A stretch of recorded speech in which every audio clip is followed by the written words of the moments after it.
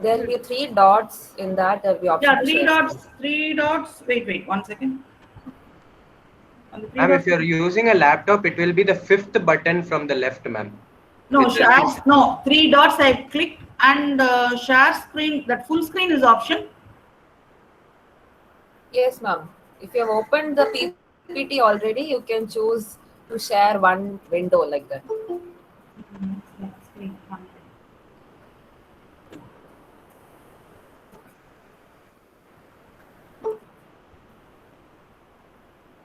Yeah, can you see my slide? Not yet, ma'am. It's loading. Yeah, can you see now?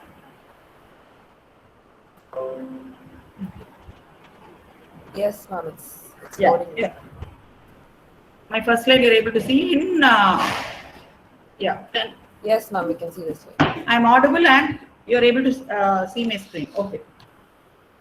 Good morning, everybody. Now, how do I make one nimsham? Next topic. No. I would like to know the names and all that. Here for the students, ma'am. There'll be That an can- option called participants list. You can't do that? You can do that, ma'am. There's an option called Yeah. participants. But I won't be going in slideshow mode then. Am I right? I think so. No, you shouldn't. I think it's not full screen. Full screen. No.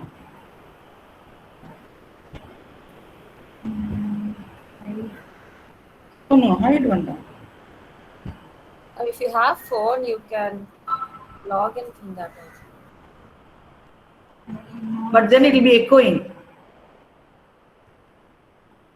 I don't think we can do that here in this one.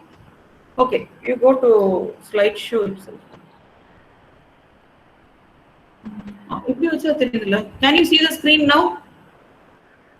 Yes, ma'am, I can see. But it is not in the slideshow mode. But are the slides is clear to you, or you want me to go in that mode only?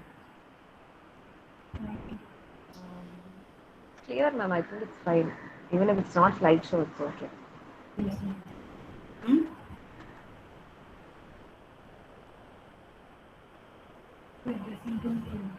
Okay, shall I start? Okay. Now the topic, yeah.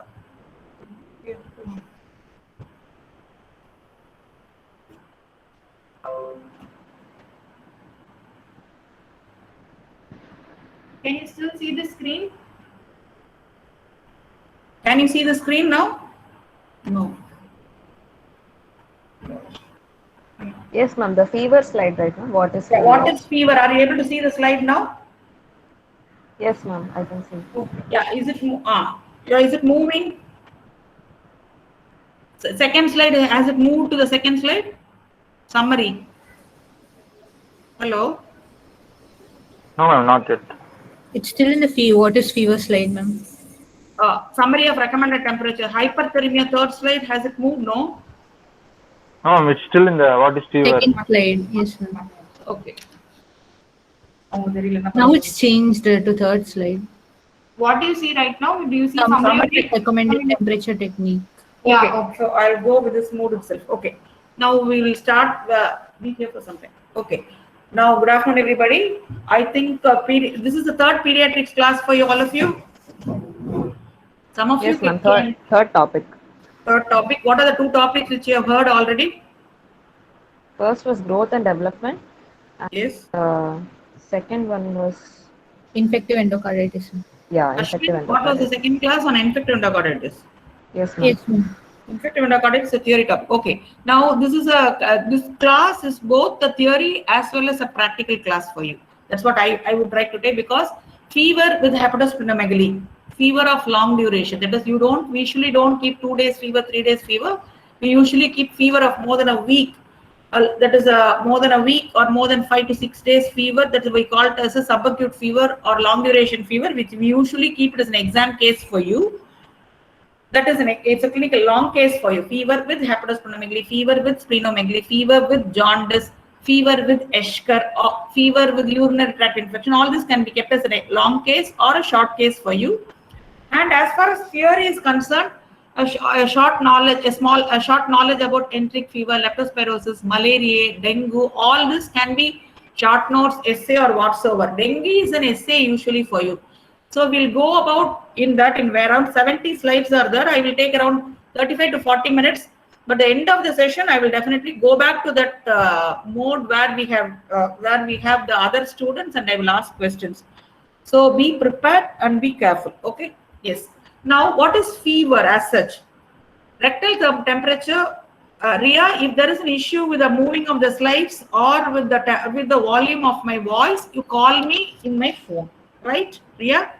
Okay, ma'am. Will do, ma'am. Yes, ma'am. Okay. Okay. Yeah. Now, what is any rectal temperature which is more than 100 degree, 100.4 degree or more than 38 degrees centigrade, we call it as fever. And the normal temperature fluctuation is usually between 97.9 to 100 degree. But taking a rectal temperature is very cumbersome and what do you say? It's very unrealistic. It is not possible. We don't do it routinely. Axillary and forehead temperatures are usually easy to obtain, but they are less accurate. Okay, and fever should always be documented and not by mere touching. Between birth to 2 years, we usually do the axillary temperature for screening. 2 to 5 years also we do axillary temperature. Children older than 5 years, you can do a oral temperature measurement, right? And hypothermia is when we call that the fever is more than 41.5 degrees centigrade. We call it as hypothermia. And this is a favorite question by all examiners. What are the types of fever? Continuous fever, remittent fever. What do you mean by continuous fever? Fluctuation not more than 1.5 degrees centigrade Fahrenheit or 1 degree centigrade in 24 hours and the fever never touches the baseline. Can you give some example for continuous fever? Anybody? Ashwin? Is Ashwin there online? Do you know? Yes. Can you give me one example of continuous fever?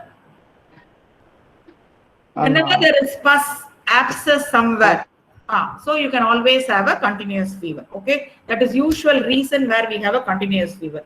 Remittent fever, fluctuation is more than 2 degrees centigrade, but without touching the baseline.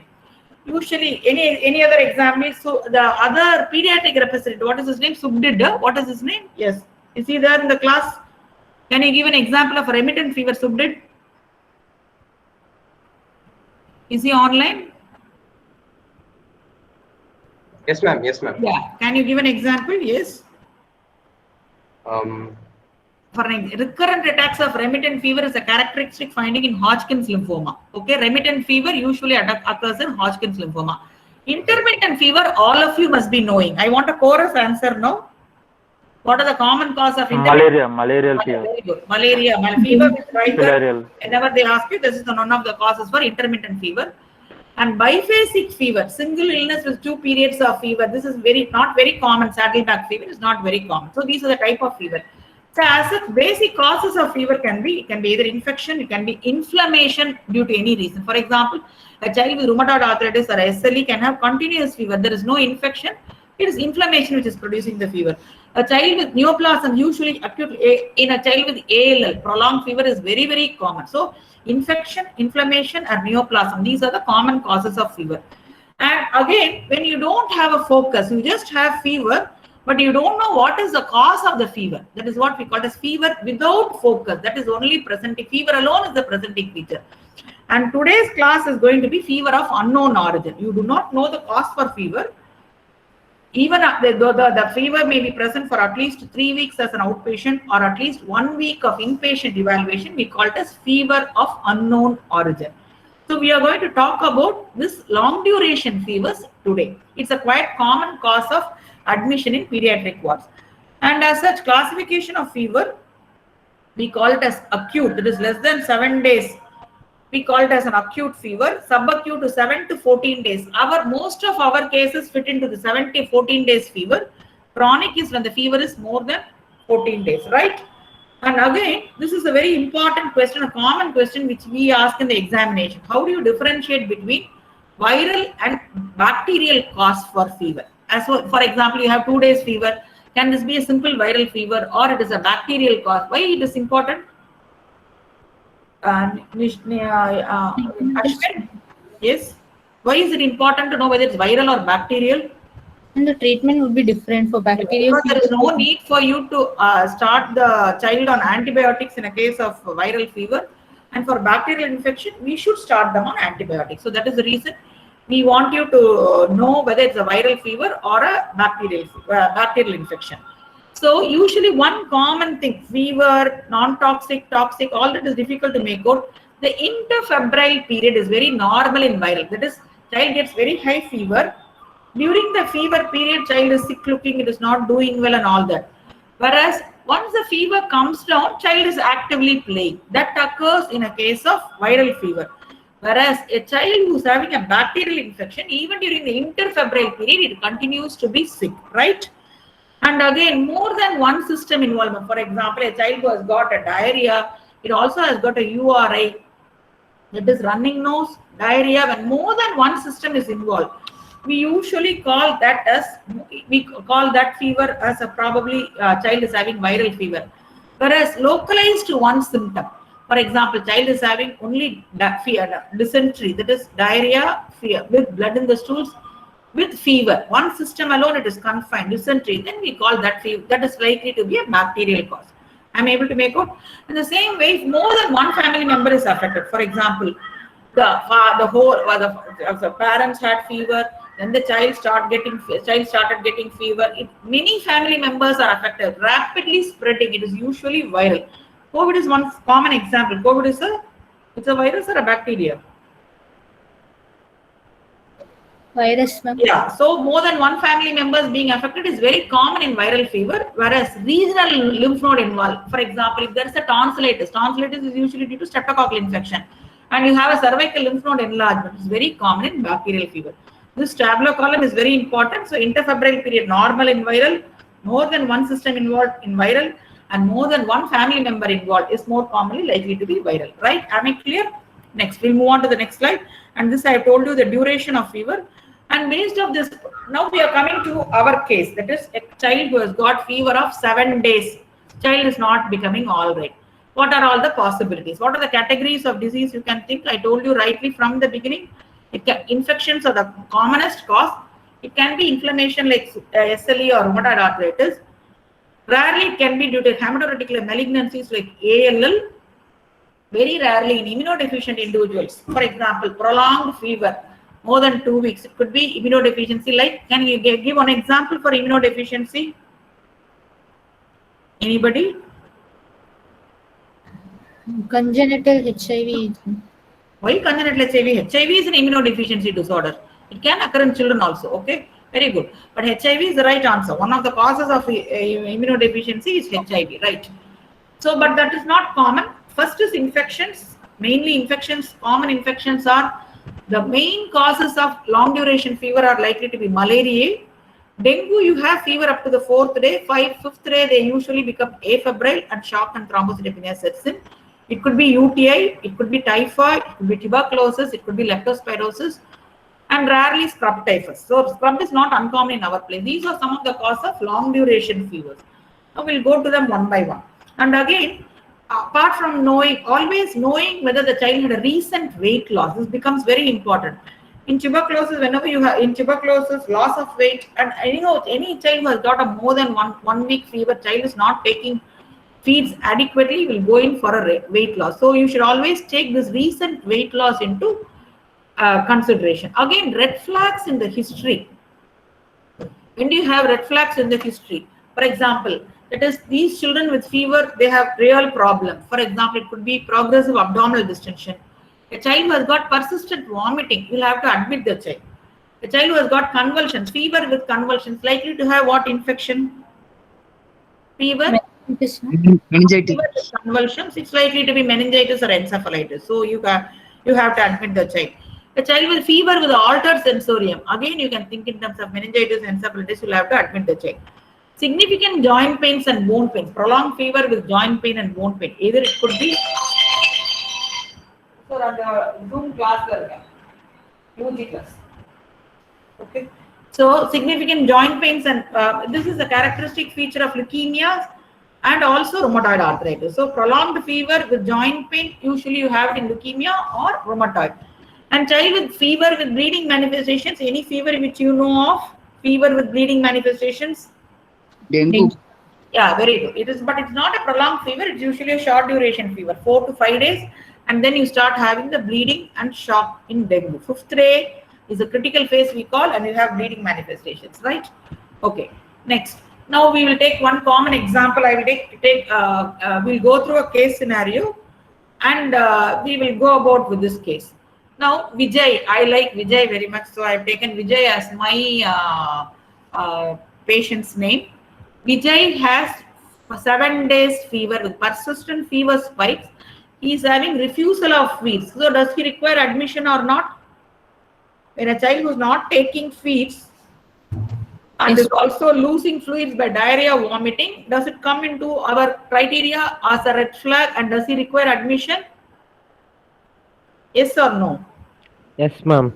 Yeah, yes. I told you here, see, these are some of the persistent vomiting by itself is a danger sign, and you'll have to admit the child. Okay, so this child requires admitting. He's coming with diarrhea and vomiting. There is GI manifestations. Child is having persistent fever. Child is having GI manifestation, and I'm qualifying like he appears toxic, tongue coated. He's dehydrated. Okay. This toxicity, tongue coated are all very specific for any infection which you know of among these 5. Enteric, klepto, malaria, dengue, scrub. Toxic and dengue, toxic and tongue coated, they are very characteristic of enteric fever, right? GI manifestation, child appearing toxic and tongue coated is very characteristic of enteric fever. Malaria child usually is a well child. Child will have fever, but it's a well child. Like in viral fevers, the child is a well child in between fever. So this child has got, at present, it has got no organomegaly, but in enteric fever, you can also have a soft hepatosplenomegaly that can occur. And we have done a blood count in this child. And what is it showing? It shows a total leukocyte count of 3,400 and eosinopenia. This is very characteristic again in enteric fever. Eosinopenia and leukopenia are characteristic in enteric fever. This child was started on because child has got fever of 7 days and child is not well. We have started the child on injection ceftriaxone. Ceftriaxone is what generation cephalosporin? 3rd generation. Very good. Okay, so we have started the child on the stuff. So in a case of any child who has got a prolonged fever, this is the usual format we follow. We have done a CBC. We have done a platelet count. Platelet count is 2.5 lakhs. Can it be dengue? Early stages, ma'am. First 3 days you may not have thrombocytopenia, but I have already told you it's a 7 days fever. 7 days fever with platelet count 2.5 lakhs. No. You don't have, you have to have a thrombocytopenia and a rise in hematocrit. Hematocrit is 35, in fact it is low. So this child is unlikely to have dengue. We have done a urine dipstick to rule out what infection? Urinary tract infection. This is normal. We have sent a blood culture and Vidal. Vidal is to rule out enteric fever. MSAT is for which investigation? MSAT. Leptospirosis. Leptospirosis. Very good. QBC for? Malaria. Malaria. Periphyseal for malarial parasite. That also we have said. We have sent an IgA Melissa to rule out dengue and strep typhus. Also, we have taken an X-ray chest and an ultrasonogram abdomen. Okay. Now, we have done this investigation. This child presented with how many days fever? 7 days, ma'am. Okay, and it had 2 physical manifestations. What are the physical manifestations which I told you? Which are important? Yes, toxic and tongue coated. Yeah, tongue coated. These were the 2 important manifestations this child had. Very good. At least a few of you are listening. Yeah, toxic and tongue coated, and child had symptomatology in the form of diarrhea, vomiting. So GI manifestations were there in this child. Okay. Now we have proceeded with the following investigation. And to confirm your enteric fever, the pearl which I am telling this slide I am putting because there is an important pearl for you in this slide. To confirm enteric fever, we should have a blood culture positive for which organism? If it is enteric fever. Salmonella typhi. Yeah, Salmonella typhi. So blood culture for Salmonella typhi or molecular method, that is PCR, should be positive. These are the two gold standard investigations for to confirm enteric fever. But invariably, blood culture is usually comes as negative in because we require a large volume of blood, and usually whenever there is for 7 days fever, people would have already started the child on antibiotic and a blood culture may be negative. So this is a conventional test which we do for enteric fever. Vidal test is conventionally done, and the values which we need is levels of both H and O antibody should be positive in the titer of 1 in 160. That is taken as a cutoff, right? So, and the Vidal test is said to be positive when O and the H antibodies both are positive in the dilution of 1 in 160. Usually for positivity, we say a rise in titer is needed, but you can't wait for 1 week to get a rise in titer. We take a single value as positive test, okay? And this Vidal test should be usually done after 6 days, at least 7 days of fever. Only then it becomes positive. So only then you can have a positive test. But Vidal, we don't take it very seriously nowadays, but still, for want of anything else, better if you have a Vidal positive, that is O and H positive, you take it as 1 in 160 dilution positive and you say that it's positive, right? And we always prefer a tube Vidal to a slide Vidal. Brush back your microbiology, and we can do both tube Vidal and slide Vidal. Slide Vidal gives you instant reporting, but observer variation is very common. So we usually go for a tube Vidal, right? And next investigate once, okay. And have you heard of these rapid diagnostic tests in any other infections? RDTs we do commonly in which infection? Dengue. Malaria, ma'am. Malaria, very good. But RDTs are also available for typhoid. Okay, we call them as typhi.m. We can also do a typhi.m, which can, if you do a typhi.m and a culture, probably that can replace the Vidal test. So now, can somebody repeat what are all the investigation to do for enteric fever we can do? What are the 3 investigations? Vidal. Vidal, yes. Rapid diagnostic tests. Yes, typhi.m, yes. And third test is?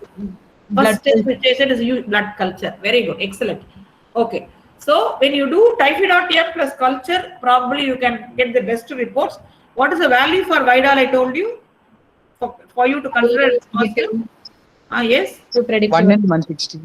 O and H both 1 in 160, right? Okay. Yes. I would like to have some of the names. Can you tell me some names?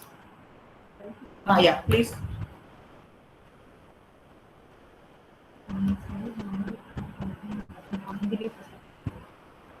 Can you see the slide now? Yes. Syed? Yeah, can you see the slide now? Yes, ma'am. Okay, I'll just check whether it's moving. Is the slide moving now? No.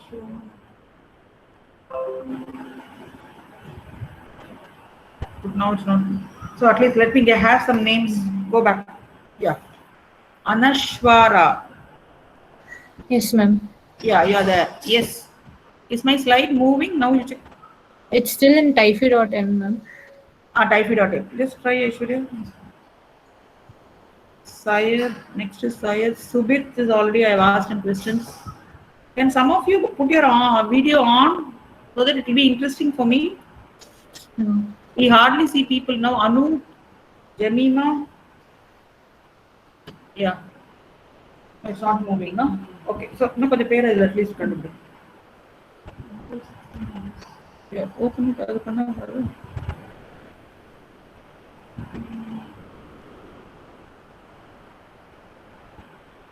Murli Karthik. Wait. Akash. Amma Suryan. Aarti. Ajay. Ajay Sriram. Okay. For some time I make use of them. Yeah. Yes. Okay. Now is it moving? Can you hear me? Yes, ma'am. It's moving. Surya, can you hear me? Surya. Yes, ma'am. Yes, ma'am. It's a male.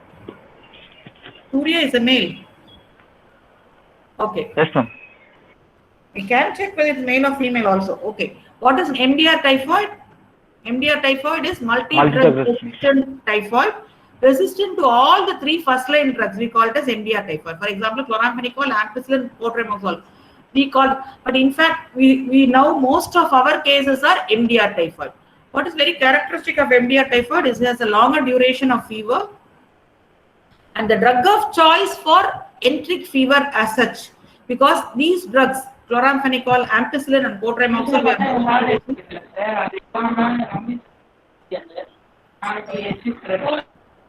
others, please unmute. Ria? Yeah, please unmute the others. And so, drug of choice in MDR enteric fever is uncomplicated enteric fever is cefixime and azithromycin. Both can be given. Supposing this child who is lethargic, who is not taking any feeds, then you can probably go for ceftriaxone. Am I clear? So, what is the Jemima? What is the drug of choice for uncomplicated enteric fever? Cefixime or azithromycin. The same voice I heard previously also. So, this is Jemima who was answering throughout, right? Yes. Yes, I answered one question. Okay, very good. Okay, Murli Karthik. Child is not able to take orally. Murli Karthik, are you in? Yes, ma'am. Yeah. What is the drug? What was the what value of Vidal? We take it as positive. I told you to confirm that it's enteric fever. Yes. 1 in 160, ma'am. What value of Vidal? Take, Yes, ma'am. I'm trying hard to make you people, listen to the class and get something into your. Because all these are practical, very important. Yes. When do you call it as positive Vidal, Murli Karthik? 1 in 160, ma'am. O or H? Both are. Both O and H. Yes. Yes, ma'am. Okay. It's up to you because people, you are attending the class, coming to the class, listening to the class as your exam going is important. Please concentrate. Okay. So, drug of choice for uncomplicated enteric fever is cefixime. Cefixime is a 3rd generation oral cephalosporin. Okay. And the and ceftriaxone is, you can give it as, it is also a 3rd generation oral cephalosporin, but you can give ceftriaxone parenterally. That is parenterally, you can give it as IV. Azithromycin is also useful in enteric fever. Now coming to cefixime, the usual dose of cefixime which we give for other infection is only 10 milligram per kilogram, whereas in a case of enteric fever, we give it in the dose of 20 milligram per kilogram, okay, per day. And if supposing if there is resistance, if it is extensively drug resistant enteric fever, the drug of choice is going to be carbapenems. For example, for MDR typhoid, the drugs of choice are Akash. Yes, Akash. Drug of choice for MDR typhoid is not there. Akash. Priya, please mark an absent. Yeah. I don't think it's Akash. Why you should take such a long period to unmute yourself? Okay. Ma'am, I just joined, ma'am. Network issues, ma'am. I got disconnected in between the meeting. Oh, smart answer. But this also you answer. Yeah. What is the drug of choice for multi-drug resistant enteric fever? Which I told you now. Just one slide previously. You are disconnected. Azithromycin. Yeah. Go through Azithromycin. Yes. What are the drug of choice in MDR enteric fever? Can you read out from the slide? Azithromycin and ceftriaxone. This is a different voice, cefixime and azithromycin. Please, I think this is very childish to be not online, not concentrating and all that when we take so much pains to get a class for you somehow for final years. But I think it shows a general interest among MMC undergraduates. Okay, good. Drug of choice is cefixime and azithromycin, and for severe disease is ceftriaxone. And the dose which I said was Ajay. Dose, usual dose, and what is the dose in enteric fever which I told you? Ajay? Okay. Okay, Ria, please note down. Akash. Hello, ma'am. Yes. Ma'am, cefixime. Okay, ma'am. Hello. Hello. Yeah, yes. What is the dose of cefixime? I told you. 20 mg per kg we use in enteric In fever. enteric fever. Regularly we use only. Normally 10 we use. Yeah.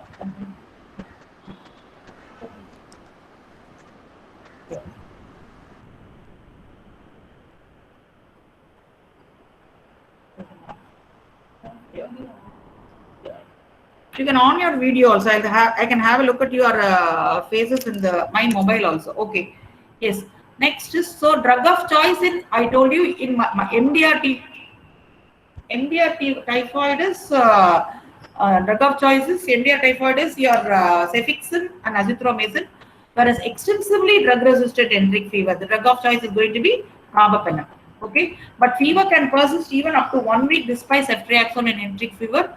Check the general condition of the patient. If the patient is stable and the general well-being is good, there is no need for you to escalate to meropenem or carbapenem. Okay, so uncomplicated drug fever, azithromycin has got an excellent intracellular penetration. It is the drug of choice. But the time to defervescence, that is for the child to become afebrile, is 5 days, and there is 0 relapse rate with azithromycin. Right? Now we'll move on to the next infection probably. And is there a need for adding ceftriaxone plus azithromycin in enteric fever? No need. One drug is enough. Okay, so for the end of the enteric fever, Vidal, though we are still continuing to use, is become obsolete. Send blood cultures even if the child has received antibiotics. Fever defervescence can take up to 7 days in enteric fever. And judicious use of azithromycin is required for a potential threat to extensively drug-resistant enteric fever. We move on to another patient. This is the first patient. Now we have talked about enteric fever. The investigations which we do are blood culture, and usually they present with GI manifestations. The investigations which we do are blood culture, Vidal, and typhoid-TM. And the drug which we give is either cefixime or ceftriaxone. Now we'll move on to another infection who has got a prolonged duration fever. This child presented with general examination was normal. There was no rash, but periorbital edema was there in this child. Periorbital edema is very characteristic in which the 2 infections. One, it can occur in anybody. Anu, can you answer? Periorbital edema is very characteristic. Dengue. Yeah. Dengue, ma'am. Very good, excellent. Periorbital edema is very characteristic of dengue. Any other infection where you have periorbital edema, scrub typhus commonly. Okay, you can have dengue and scrub infection as common. Okay, and usually when I told you 2 infections, fever with thrombocytopenia is very common. One is dengue, another one is scrub. See, look at the platelet count; it is 1.4 lakh. So dengue serology is negative. So we are suspecting scrub in this child. Periorbital edema, fever with a low platelet count. We were suspecting, and look at this. This is the hallmark of scrub. Yeah, I have shown you this as a pearl because it's a very important slide. Can you make out this black one? This black one close to the ear. Are you able to see Subit? Yes, ma'am. Yes, yeah. ma'am. See this look, and this is very classical Eschar. Okay. And this one is not black in color, just a small punched out ulcer under the scrotum. This is also an Eschar. Okay, don't think that Eschar should always be dark and black like this. Okay, this is also an Eschar.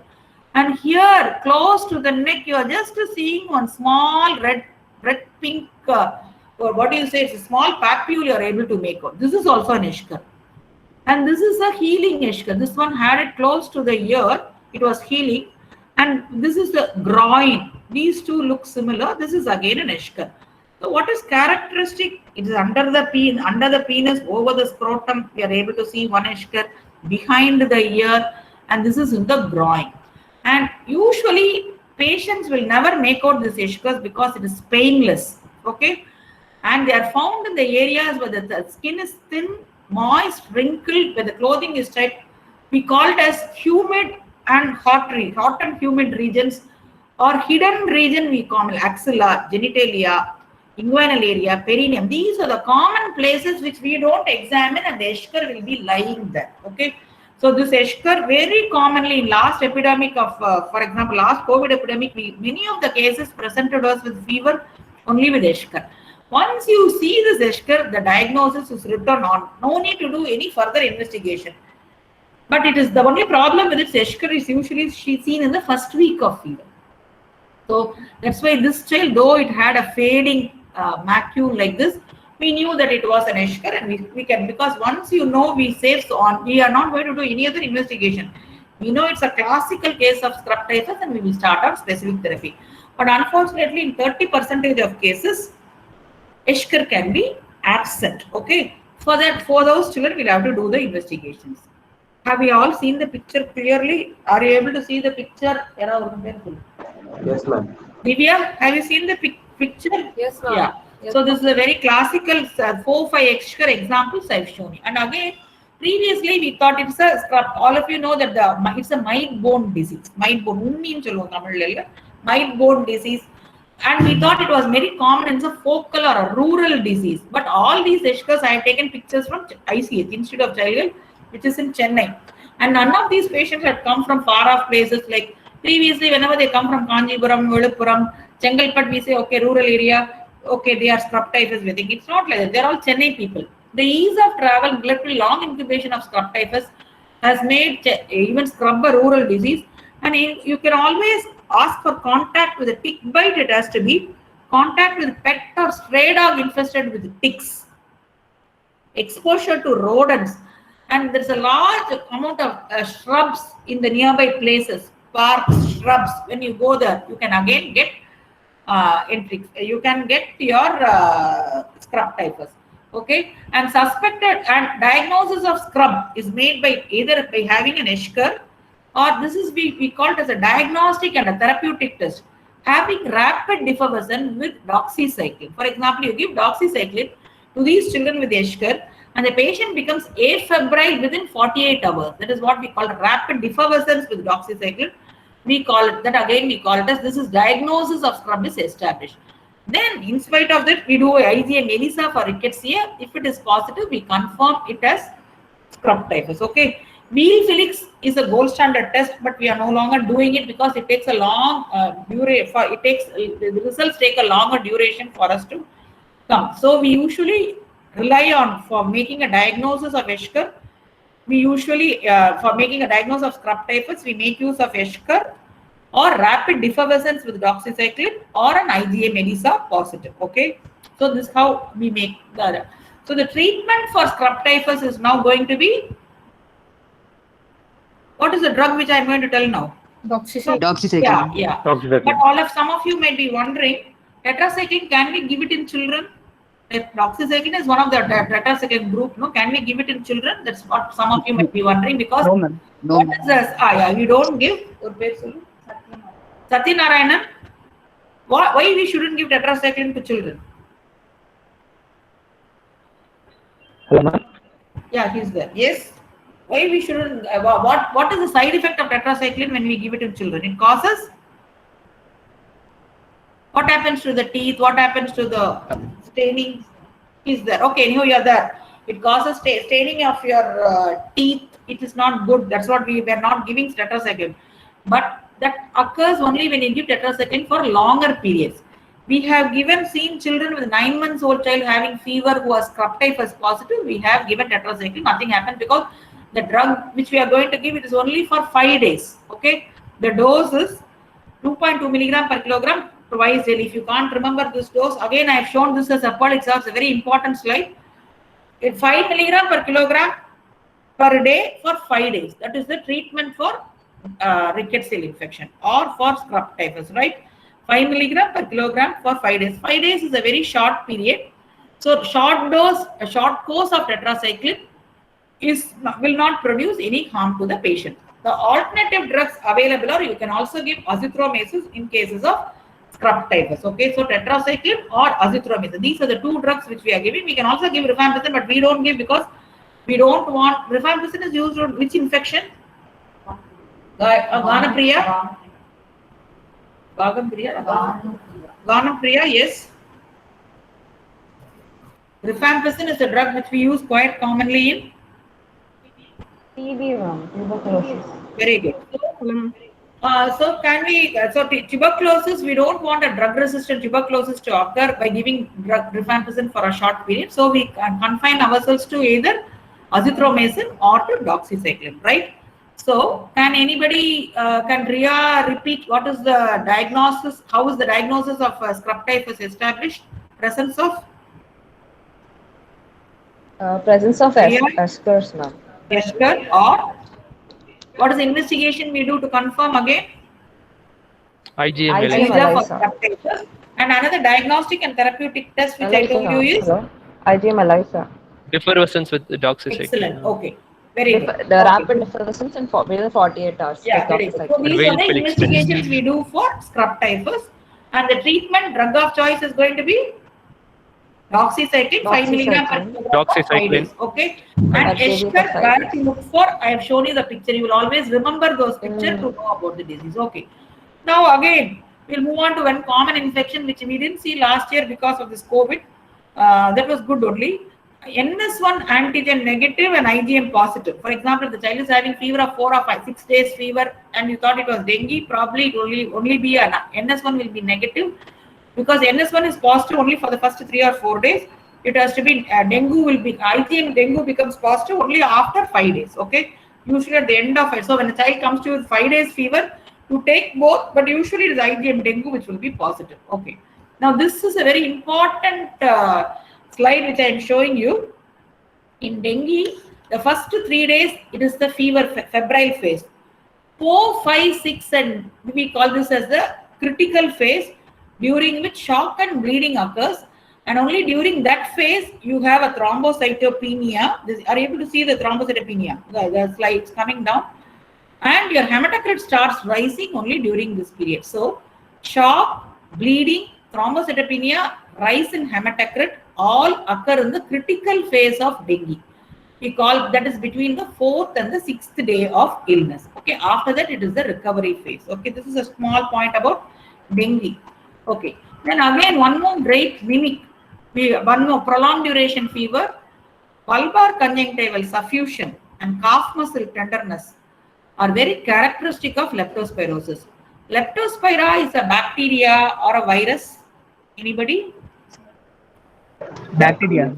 It's a bacteria. What type of bacteria? It's a Spirochete. excellent. So it's a bacteria. Usually in a bacterial infection, we have a total count elevated. We are having a total count elevated. Thrombocytopenia can occur in leptospira also. And it's a great mimic we call, because it is a leptospira usually when there is it's a disease, it's a seasonal disease. We get it during the rainy season. When do we get in the rainy? I'll go to the slide. Are you able to see this man walking with a, is this an uncommon scenario in Chennai? Very common. No, we wading through the water like this is not at all uncommon in Chennai.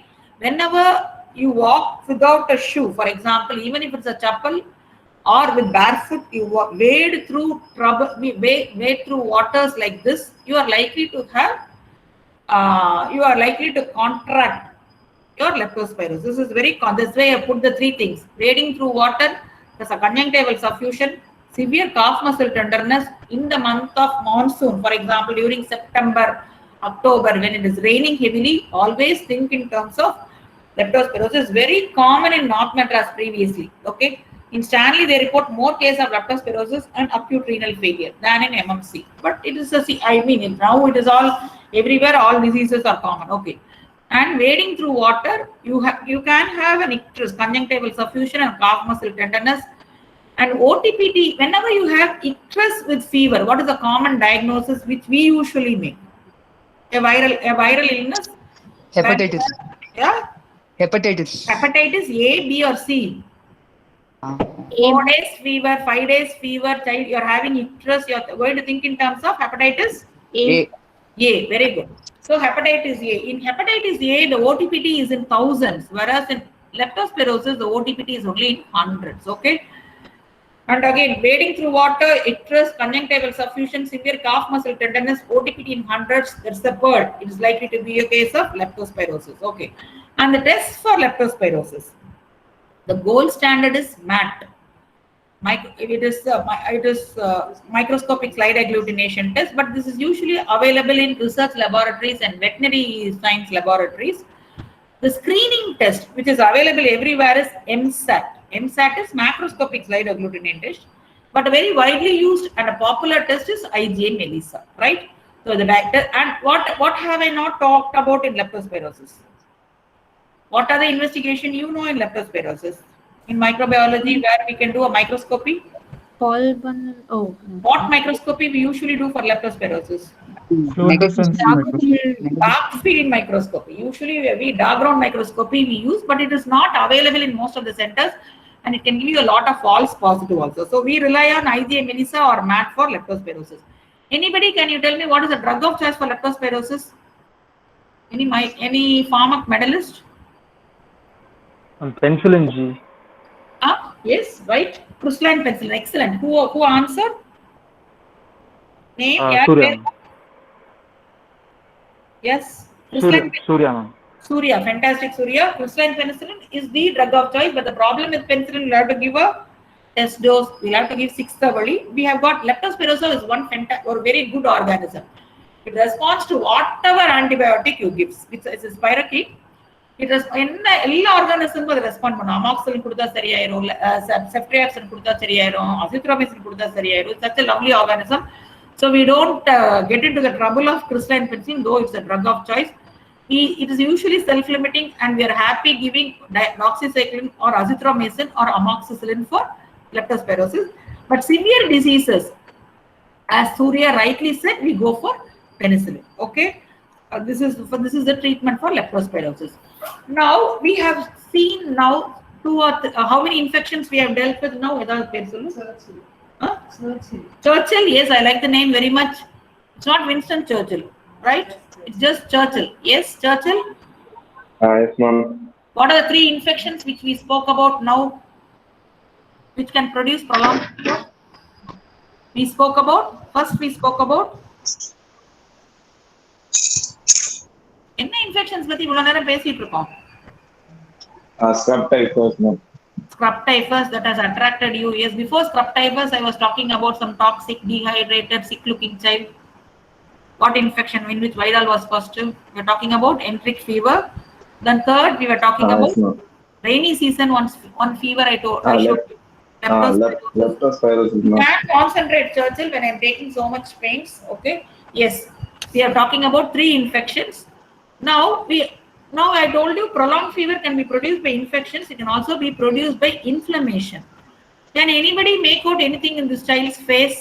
Are you able to make out some rash? Can you make out these rashes in this child? Can you make out? Child had hyperpigmented small discoid lesions. Any specific name? Lakshya? What do we call these rash which are seen over the cheeks in a female child, older child? Malar. Fantastic. Very good, Lakshya. Malar rash. It's very characteristic of SLE. SLE. Very good. SLE.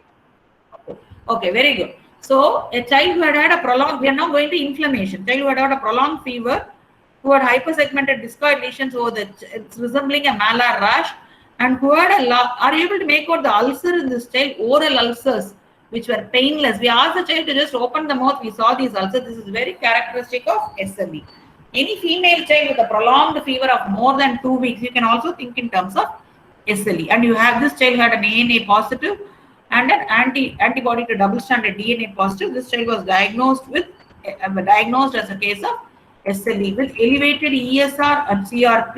We diagnosed it as SLE. Okay.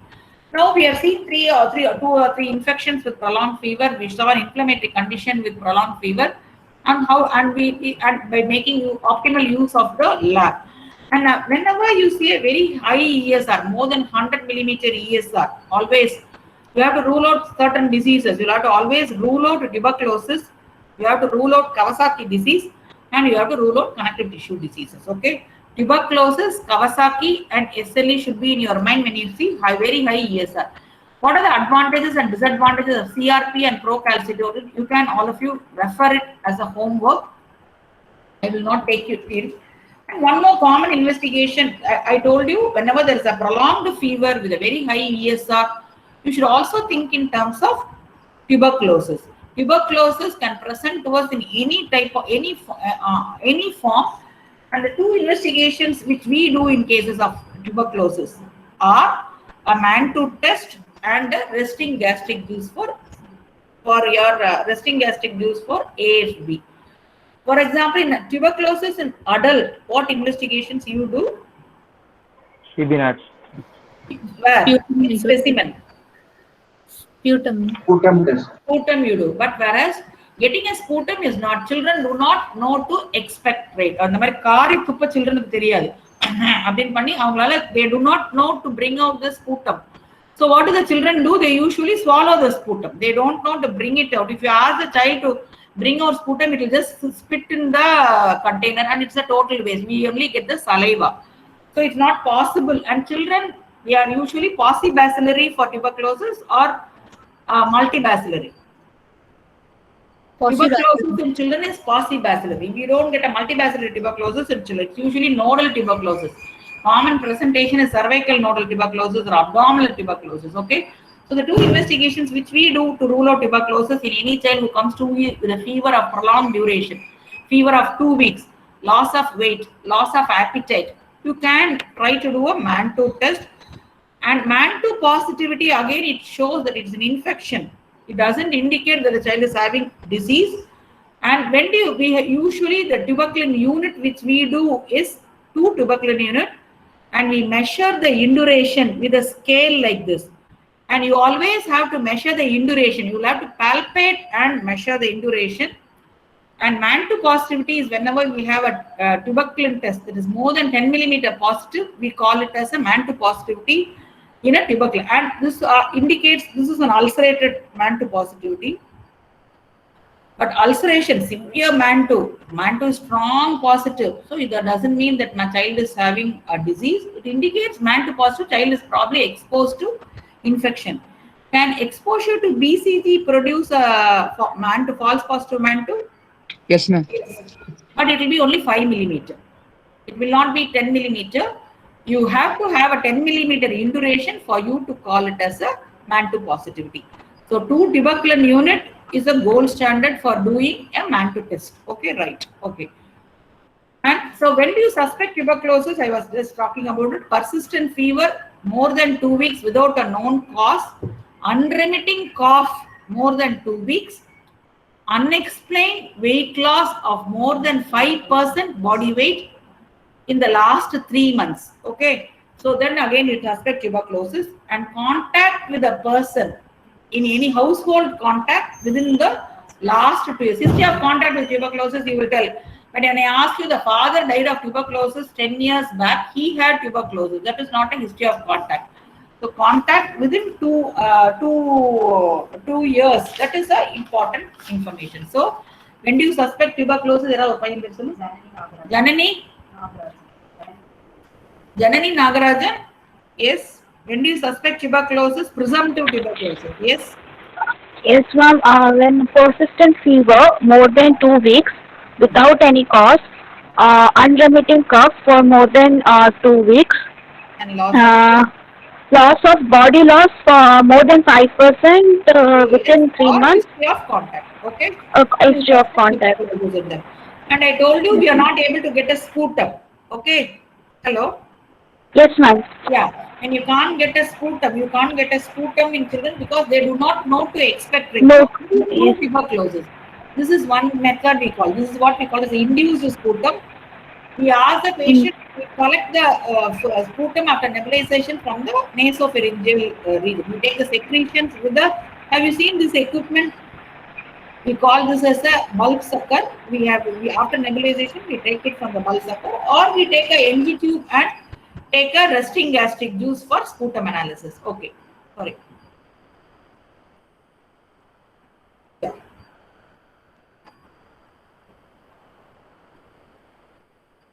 Okay, this child is a 8 days old child who has come with fever with rigor. Common cause of fever with rigor, somebody mentioned, I don't know whose name, somebody mentioned as fever with rigor, commonest cause? Malaria. Okay, yes. And I am qualifying, and I told you when I am talking about enteric fever child is always a sick child. Whereas malaria child is usually a child is well child. Fever with rigor is there, but the child is well child. And the child has got pallor. Where do you look for pallor, Jonathan? Usually, as per IMNCA?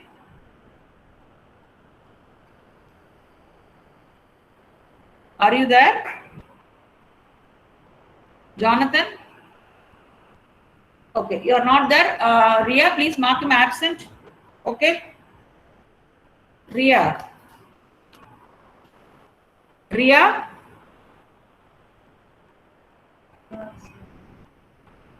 Ria, can you hear me?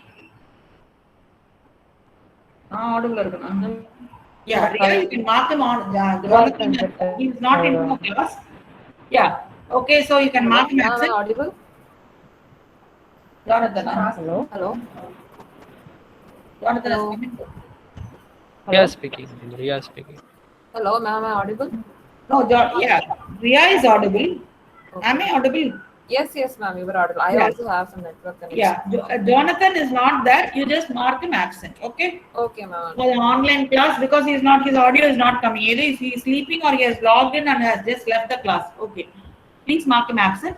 Okay. And any child is a well child. I have noted down Ria, and please mark it appropriately. A pallor, and any child who comes a well child with a fever with rigor and who comes with pallor and splenomegaly, you can think in terms of malaria.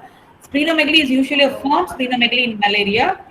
And can you make out these? What is this called as? I have put up a nice slide for you. What is this one? Rapid diagnostic test. Rapid quick test. Yes, fantastic. This is a rapid diagnostic test. ma'am. You were audible. I Able also to have make network connection. Plasmodium vivax, there is one line. This is the control line. And for Plasmodium falciparum, you are going to make one. Others, please mute yourself. So Plasmodium, there's one line close to this PF. There is one line. Are you able to see? That is the Plasmodium. So this child is positive for Plasmodium falciparum. So drug of choice in a case of Plasmodium falciparum is going to be for Artemether. yeah, very good. So the drug for Vivax, it is going to be chloroquine. Whereas for Plasmodium falciparum, it is going to be your artesunate combination therapy, ACT. We never give artesunate as a single drug. We always combine it with artesunate with sulfadoxine pyrimethamine. Okay. So this now this is about malaria. I just touched upon the infections. I've touched upon typhoid. I've touched upon scrub typhus. I've touched upon leptospirosis. I have showed you a slide for inflammation. And this is one other condition. This is Kawasaki's disease. Have you heard of it? Which can produce prolonged fever. Mucocutaneous lymph node syndrome. Vasculitic syndrome. Yeah, very good. It's one of the very common cause of high fever, prolonged fever. And these are very characteristic findings. For example, a child with rash, mucocutaneous lymph node syndrome. So there should be mucous membrane findings. For example, look at the conjunctival congestion, the cracked lips, the enlarged lymph nodes, and peeling of skin in the finger. This is very, very classical case of Kawasaki's disease. Okay.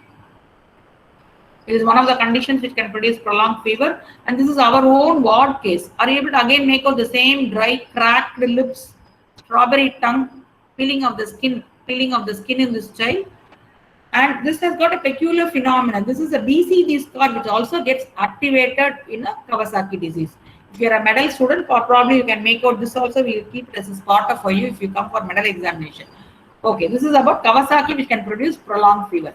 And now I am coming to the end of my class. Though you people were not very intent or very attentive in the class, this is one disease which we are now commonly seeing. For example, now we are in the COVID era. Any child who comes to you with a fever of 3 days and CRP in hundreds, always suspect. This is what we call as MIS-C. MIS-C is multi-system inflammatory syndrome in children. It is also called as PIMS-TS. You can verify what PIMS-TS also. Same thing. Pediatric inflammatory multi-system syndrome temporarily associated with SARS-CoV-2. Children who had COVID or who had a contact with COVID or who are asymptomatic with COVID, after 1 or 2 months, they can go in for this MIS-C, inflammatory, and it is a killer disease. It carries mortality. Now we had our peak COVID during last month. That is June, May and June. We had the maximum number of cases and maximum number of deaths. So children who were positive or who had a contact, now they are coming to us with MIS-C. This is a very important condition which we are seeing. And now they will be antibody positive. Most of these children are antibody positive. And they have elevated markers of inflammation. No other cause of inflammation will be made in these children, and they are anti-COVID antibody positive. So this is MIS-C is another important cause of prolonged fever. Okay. Now, when does the child require also so these are, so I just touched upon you some of the common causes of fever. Shall we? I'll stop sharing and I go to that regular mode.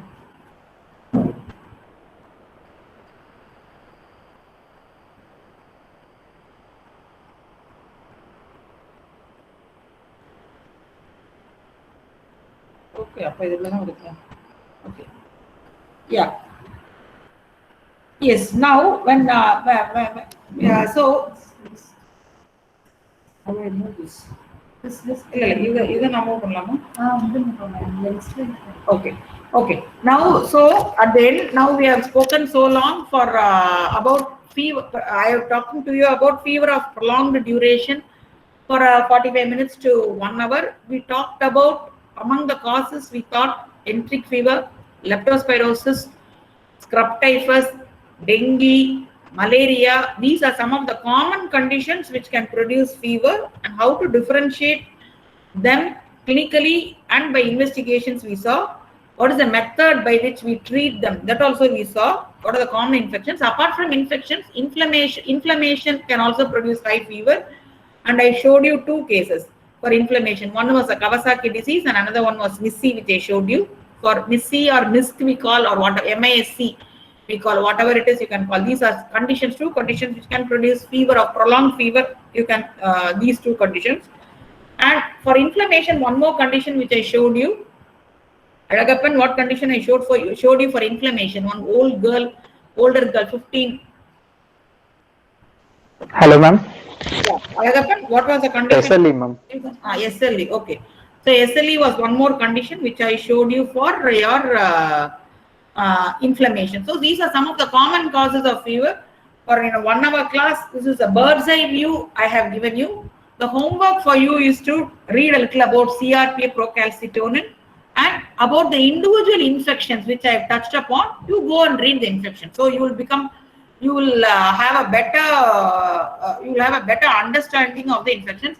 But but I have a feel that since you are not new to Zoom, you have been attending so many Zooms and Google Meets.